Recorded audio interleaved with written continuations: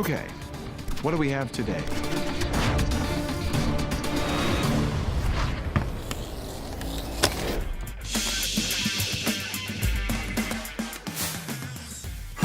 If you're designing for military, aerospace, or other high reliability applications, then you probably cringe each time you see a change notification from your semiconductor suppliers. What will you do when they convert to lead-free packaging? You get them reballed, of course. ISI offers BGA Reballing that includes removing the lead-free solder balls, then attaching eutectic tin lead solder balls or other special solder ball alloys. ISI's reballing process is tailored to each part and has been audited and approved by several Tier 1 defense suppliers.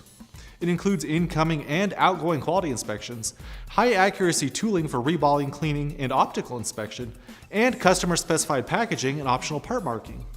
This saves you from needing to stockpile your leaded BGAs or redesign your product in response to a change to lead-free packaging.